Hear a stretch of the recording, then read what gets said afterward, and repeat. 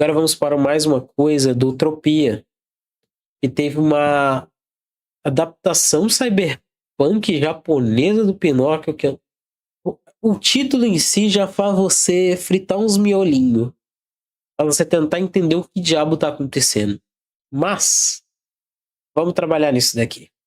Conhece a história do Pinóquio. E sendo bem sincero, isso não é um exagero. A história original das aventuras do...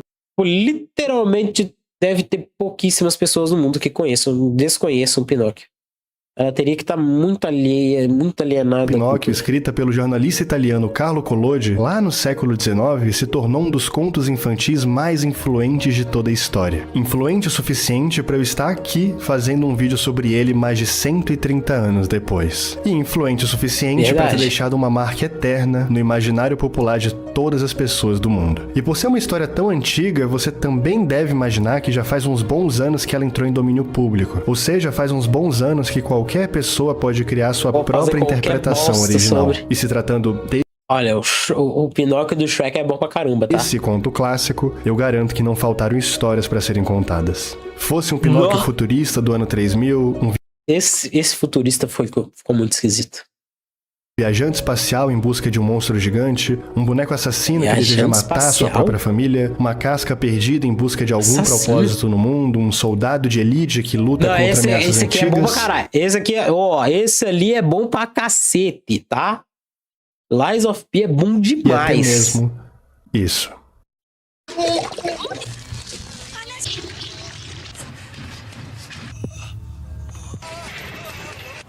Yes. 964 Pinóquio. Quê?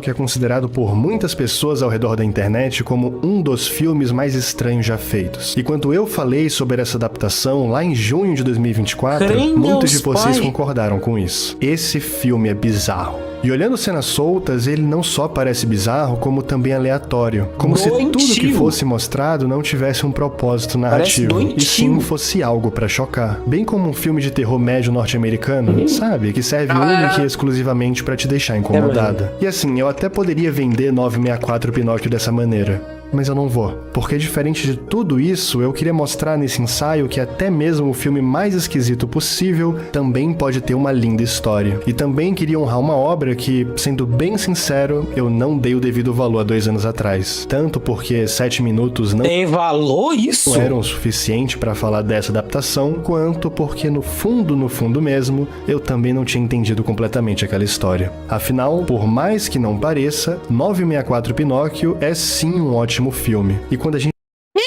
olha um pouco mais a fundo para tudo que estava acontecendo no Japão naquela época, a gente percebe que talvez, só talvez, o grotesco nem fosse tão grotesco assim.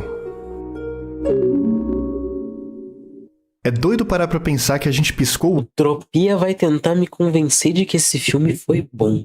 O olho já estamos começando o 5º mês do ano, né? O tempo passa voando. E por isso que a gente precisa o mais rápido possível fazer desse ano de 2026. Você vai sair de lá após a conclusão, vai receber uns confiáveis. E pra fechar com chave de ouro, você ainda aponta a câmera pro QR Code que tá na tela e vamos junto começar a trilhar um caminho melhor pra você. Obrigado, Ebaque, e vamos pro vídeo.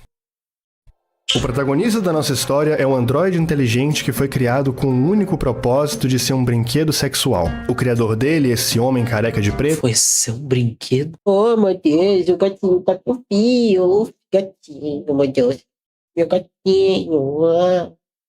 Tu diz em dado momento que as suas criações serviam justamente para dar esperança aos idiotas, deixando claro que ele mesmo não respeitava o seu próprio público. O nosso Pinóquio, diferente dos outros, apresentava um grande problema. Ele simplesmente não conseguia ter uma ereção. E como algo que havia sido projetado só para isso não funcionava direito, ele então foi taxado de inútil, tendo todas as suas memórias apagadas e sendo descartado no centro de Tóquio. O Pinóquio então sai vagando pelas ruas da cidade até que ele encontra uma jovem chamada Himiko. A Himiko, por mais que fosse uma humana normal, ela também era muito parecida com ele. Afinal, ambos eram completamente deslocados e diferentes de todas as pessoas daquele mundo. Ele porque não conseguia exercer a única função para a qual tinha sido designado. E ela Vai, pelo mesmo motivo. A própria casa da Himiko mostra um pouco desse deslocamento. Ela literalmente mora no subterrâneo da cidade, como se fosse um bicho, como se não fizesse parte daquilo tudo. E assim, os dois inicialmente nutrem uma relação muito tranquila. Ele, por ter tido todas as memórias apagadas, mal conseguia pronunciar uma palavra. Então a Himiko vai lentamente tentando ensinar o Pinóquio a se comunicar. E tenta também, através dele, se conectar com toda aquela realidade que ela mesma mas via. O cabelo precisava ser tão horroroso e o personagem precisava parecer tão demente. Sim. Tão Se distanciada. E durante algum tempo isso realmente funciona. Os dois nutrem nessa semelhança uma empatia muito forte, o que acaba até mesmo gerando um romance. A Himiko, pela primeira vez na sua vida, tinha se apaixonado por alguém que finalmente entendia os seus sentimentos, e que era, assim como ela, deslocado de todas as coisas. O problema é que, bem como eu falei ali atrás, os dois são muito parecidos, e quando duas pessoas quebradas se juntam, dificilmente as coisas tendem a funcionar. E foi então que, depois de alguns dias juntos, acontece o grande rompimento psicológico do filme. Nessa cena, o Pinóquio começa a reverter a lobotomia que ele sofreu no início da história, e assim começa a se lembrar de tudo. A dor das lembranças e das dúvidas faz ele entrar em colapso, e ficar desse jeito aí. Ao mesmo tempo, a Himiko tem algum tipo de surto e também fica completamente transtornada, fazendo com que Você tá tentando mesmo me convencer de que esse filme é bom? Um explodem vários fluidos dentro daquele quarto, enquanto a outra saia pela cidade correndo e gritando, totalmente alucinada. Naquele momento, a Himiko finalmente havia percebido o que ela estava tentando ignorar durante todo esse tempo. Ela percebeu que o Pinóquio não era apenas parecido com ela. Ele era um espelho amplificado daquela parte que mais a incomodava. Ele era a materialização de tudo aquilo que ela não suportava em si mesma. O Pinóquio era sua própria sombra.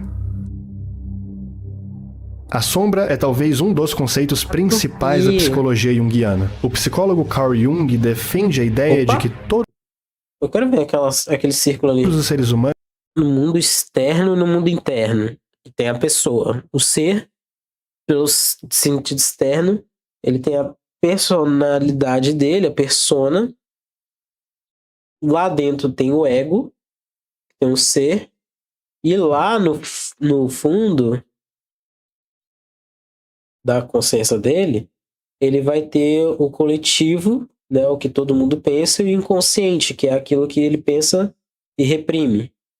Que teria a sombra e mais para dentro a alma dele. Da psicologia junguiana. O psicólogo Carl Jung defende a ideia de que todos os seres humanos possuem uma sombra, ou seja, todos nós possuímos uma parte de nós mesmos que escondemos, que reprimimos e que não queremos aceitar. A sombra não necessariamente é algo mau, algo ruim. É apenas um conflito. Uma pessoa boa pode sentir inveja. Uma pessoa boa pode se sentir insuficiente. Assim como pode ser incrível ao mesmo tempo que é fragilizada. E normalmente a gente tenta empurrar tudo isso para debaixo do tapete. Afinal, é muito mais fácil ignorar do que conviver com algo que te diminui. O problema, que eu acho que vocês já entenderam, é que não dá pra ignorar. E é aí que acontece o que o Jung chama de projeção. Uma hora explode. Imagina aí alguém que reprime muito a própria raiva. Ela sempre pensa pra si mesma. Eu nunca fico com raiva. Eu sou uma pessoa calma. Mas a raiva ainda tá lá. Então ela começa a enxergar essa mesma raiva em outras pessoas. E assim começa a julgar isso. Começa a rejeitar e começa a repudiar a própria atitude. Mesmo que essa pessoa também sinta a mesma coisa. Sacou? A Himiko, ao encontrar o Pinóquio, inicialmente projeta sua parte boa nele. Ela vê o Pinóquio como gostaria que vissem ela. Uma pessoa diferente, uma pessoa única, uma pessoa especial. Mas quanto mais o tempo passa, mais ela vai percebendo que ele não é diferente por ser especial. E sim porque ele tá doente. Ele é frágil, ele tem medo, ele sente muita dor. E a Himiko... Sim. Também, porém ela não suporta se sentir dessa forma, e então ela rejeita o Pinóquio, e todo aquele amor que ela sentia por ele simplesmente desaparece. A Himiko agora odeia aquele ser, e vai fazer de tudo para que ele sofra o tempo inteiro, assim como vai fazer de tudo para matar ele no final das contas, porque matar ele significa matar a sua própria parte ruim, significa matar a sua própria sombra. Nossa, que... Ele ainda tá tentando me convencer de que o filme é bom. Mas eu tô trabalhando tanto nisso. Vem, Arcadinho, como é que tá? Tudo bem? Pequenininho. Tô com minha piquititinha aqui, ela tá com frio, né? O mundo lá fora tá muito frio. E eu sei que tá. Então ela veio buscar carinho e tá fazendo companhia aqui. Enquanto esses dois surtam, do outro lado da cidade, aquele Gepeto maluco careca descobre que a sua criação defeituosa foi simplesmente descartada no meio da rua. E como ele sabia que aquilo podia afetar negativamente os seus negócios, ele manda um grupo de pessoas para achar ele imediatamente. Antes de tudo aquilo acontecer, a Rimiko até se encontra com um desses funcionários dentro de uma loja aleatória. E inicialmente, a sua primeira reação ao ouvir que o Pinóquio estava sendo procurado foi de tentar ajudá-lo. Ela corre para encontrar ele e quando o encontra, ela o abraça aliviada. Porém, depois daquilo, tudo muda. Ela acha mais uma vez um daqueles funcionários e chama ele para ir de encontro e assim para matar o Pinóquio. Ele percebe que ela não estava mentindo e corre para chamar reforços. E assim, eles vão armados para se desfazer de uma vez por todas daquele erro. Briga vem, briga vai e o Pinóquio por algum motivo acaba conseguindo escapar. E assim sai correndo completamente alucinado por toda a cidade de Tóquio. Depois de um tempo correndo, ele finalmente chega no local onde ele nasceu, ou seja, a empresa daquele Gepeto maluco. E inicialmente ele só pede ajuda, ele só quer se entender dentro daquele mundo esquisito demais pra ele. Mas, mais uma vez, ele é tá bizarro demais pra mim, meu Deus. O mundo, mais uma vez, rejeita o Pinóquio. O cara parece que encheu a cara dele de farinha, ele tá horroroso, ele parece um palhaço mal feito que não... Então ele aceita esse destino e mata aquelas pessoas. A última que sobra é a própria Rimiko, que agora finalmente decidiu deixar de esconder e rejeitar a própria sombra, e assim tira a pele do próprio rosto e se mostra como sempre foi, um ser completamente anômalo. O Pinóquio mano. Tropia, você tá tentando tirar leite de uma pessoa pedra, cara. Tu tá tentando me falar que esse bagulho é bom. Eu não tô conseguindo acreditar nela. Eu voltei. Onde tinha ido? O que tinha ido fazer? Até ela e dá um abraço super esquisito. E depois de muita loucura, ele arranca sua cabeça e coloca no lugar da própria. Assim, de alguma forma, se fundindo com ela e se tornando um só com a Rimiko. E então a cena final do filme mostra os dois juntos felizes, conversando como uma única consciência. E assim, 964 Pinóquio finalmente acaba. Aí de 1964. Raiz de 1964.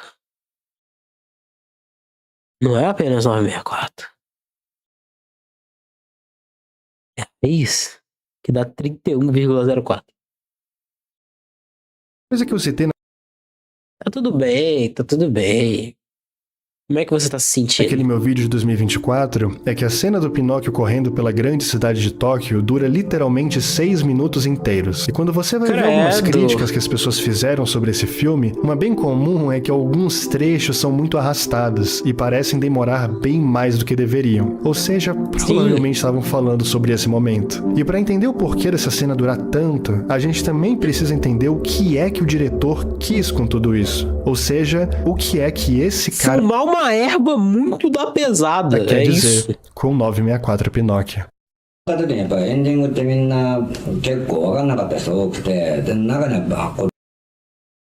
Agora eu vou pagar de tradutora. Sei que meu nome tá estranho, mas é porque essa conta era uma secundária minha. Eu falei Arcadinho logo de uma cara, nem tinha visto que tava outro nome. Perdeu a outra conta? Como que você perdeu a conta? Que mal te pergunte, desculpe. É verdade que muitas pessoas reclamaram que não entenderam. E não, algumas até me chamaram de idiota. Na verdade, é bem direto. Eu não quero entrar em detalhes, então vou falar de forma simples. O que eu queria comunicar era o senso de unidade entre dois objetos. Eu já falei isso outras vezes, mas eu queria mostrar o que aconteceria se o poder dominante que surge quando a angústia mental excede a tolerância física fosse expandido. Essa aí é talvez a frase mais importante dita pelo Shozen Fukui. O que aconteceria se o poder dominante que surge quando a angústia mental excede a tolerância física Culpa do Felca, quê? Fosse expandido? O que o Fukui está tentando dizer nessa frase é algo mais ou menos como: e se a dor mental fosse tão forte que tomasse conta do corpo inteiro, e assim começasse a mudar a própria realidade? A gente consegue ver essa ideia na prática durante toda a obra. A dor que ambos sentem sempre acaba se tornando algo material. Seja um vômito que a Rimiko expele quando entra em colapso, sejam fluidos esquisitos e locais bizarros que o Pinóquio cria quando recupera sua memória, sejam pedras pesadas que ele precisa carregar por toda a cidade, simbolizando o próprio fardo, ou seja, literalmente um rosto deformado gigantesco. 964 Pinóquio é da forma grotesca que é porque esse era o jeito mais claro de mostrar que aquelas duas pessoas não estavam bem. Era o jeito mais claro de mostrar que a dor psicológica também é física. Mas realmente era o melhor jeito? Tem certeza? Não tinha outro, não. Que esse tipo de sofrimento é muito mais forte do que parece. E minha conta foi identificada como infantil porque eu postava meus desenhos. A forma que o diretor encontrou de fazer a gente entender o que os personagens estavam sentindo, para além de mostrar fisicamente numa tela, foi também tentar deixar a gente incomodado da mesma forma. Então, se algumas cenas duram tempo demais e se alguns barulhos são muito estridentes e ruins de se ouvir, é porque o diretor conseguiu. Ao longo do filme... É porque ele queria enfiar um dedo dentro da nossa... Olha... Eu não sei se eu ficaria feliz com ele ter conseguido. O próprio espectador vai se desgastando. Ao longo de todos aqueles gritos e cenas chocantes, a gente que tá assistindo fica com aquele sentimento de: chega, eu não aguento mais. Sim, é aí que para de assistir. Que chega o final. Um final sem barulho. Um final muito mais calmo que todo o resto do filme, onde ambos finalmente encontram as suas próprias felicidades. Ambos abandonam as suas individualidades e finalmente alcançam a conexão que buscavam desde o início, mas apenas da maneira mais violenta e mais autodestrutiva possível. 964 Pinóquio é, para todos os efeitos, uma história de amor, de duas pessoas que simplesmente... De aventura e de magia... Só resta saber quem criou essa guria. A gente não fazia ideia de como amar de verdade. 964 Pinóquio, além de um filme esquisito de amor, ele também não tem a ver com Pinóquio. Ele também é muito bizarro. Ele também é muito estridente. Ele também incomoda para cacete. Ele também é muito bizarro. É um filho do punk japonês, mais especificamente do cyberpunk japonês. O movimento cyberpunk japonês nasceu em um momento muito delicado no Japão. Após a Segunda Guerra Mundial, o Japão passou por um crescimento econômico gigantesco. Depois de um... E outro... conhecido mundialmente como o milagre econômico japonês. De 1950 até meados dos anos 80, o Japão era um modelo mundial de avanços tecnológicos. E algumas pessoas até mesmo diziam que ele seria o grande destronador dos Estados Unidos. Esse crescimento gigantesco, obviamente, afetou tudo e todos. As cidades se tornaram esses monumentos enormes, hiperiluminados e ultra-industrializados. E as pessoas, no super lotados e ultra estimulantes, compraram esse sonho da grande economia. Eu pretendo voltar a postar, só que eu não pretendo ser um canal que nem o PM. Quero postar meus projetos à vontade, eu espero que dê tudo certo. E não desista porque isso aconteceu, tá? Japonesa. E por muito tempo dedicaram todas as suas vidas ao trabalho e a serem os melhores possíveis. O problema é que isso não durou para sempre. E no início dos anos 90, a bolha econômica extremamente inflacionada do Japão estourou. E assim veio uma era de estagnação que dura até os dias de hoje. E junto... Lá no PMzinho, como é que ele tá? Ele sumiu aqui. Não assiste mais, não dá nem oi.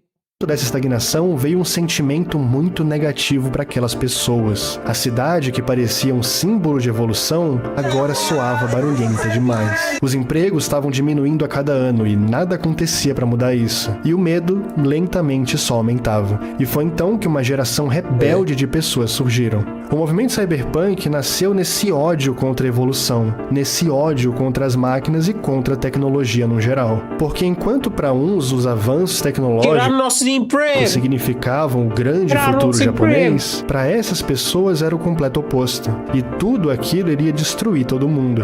Por isso que as obras cyberpunk japonesas são tão pessimistas, são tão grotescas com todas as máquinas. Porque elas representam justamente todo aquele sonho corrompido que nunca se concretizou. Elas representam esse Japão distorcido, que tomou as piores decisões possíveis. Por isso que a cidade rejeita a Himiko e o Pinóquio. Por isso a grande corporação maluca quer apenas o lucro e decide se livrar daquele ser defeituoso. E por isso que aquele androide só encontra a felicidade verdadeira quando se funde com aquela mulher, assim deixando de ser totalmente máquina. Mulher entre aspas, né? Que se tornando da forma mais pedra. devastadora possível, um ser humano. Porque dentro do cyberpunk japonês, até mesmo os finais felizes não são bonitinhos e perfeitos. Produzindo uns vídeos por aí. Eles ainda deixam rastros. Porque é como se esses criadores quisessem deixar claro que, por mais que as pessoas possam amar dentro desse mundo quebrado, as cicatrizes nunca vão sumir completamente. A guerra nunca vai acabar. E... Nunca. Algum dia eu pretendo fazer um vídeo falando sobre obras cyberpunk japonesas no geral, e como elas conversam... eu prefiro que não. Prefiro não, hein? Muito bem entre si. Pra um deles, na hora que ele terminar, ele vai me mandar. Assim como eu gostaria muito de mostrar um pouco mais desse contraste entre o povo japonês e a arte underground que eles fazem quando ninguém tá vendo. É algo muito poderoso e que eu sinto que ninguém mais faz igual. Existe, por exemplo, uma obra do próprio criador de 964 Pinóquio chamada de Rubber's Lover, a qual muitos consideram uma continuação espiritual desse filme que eu falei. E que, por mais que eu não tenha visto por completo, já dá pra ter uma noção que os temas de 964 Pinóquio foram bastante intensificados. Principalmente aquela ideia da depravação psicológica e das mudanças físicas. Mostrando que, mesmo tendo passado tantos anos, a problemática ainda é a mesma. O mundo é pequeno demais e a tecnologia, ironicamente, só piora toda a nossa situação. Enfim, se vocês gostaram desse vídeo e principalmente desse tema cyberpunk, eu verdadeiramente gostaria muito de saber de vocês aí nos comentários. Não vou mentir pra você não, Tropel. Eu gostaria que você falasse menos sobre esse assunto. Muito obrigado. Nossa, eu não quero ouvir isso de novo, não. Deus, pai. Continua bizarro. Continuei não gostando. Continuarei não assistindo. Obrigado por contar tudo e tirar esse magnífico vinho de pedra. Porque eu não assistiria esse trem, não.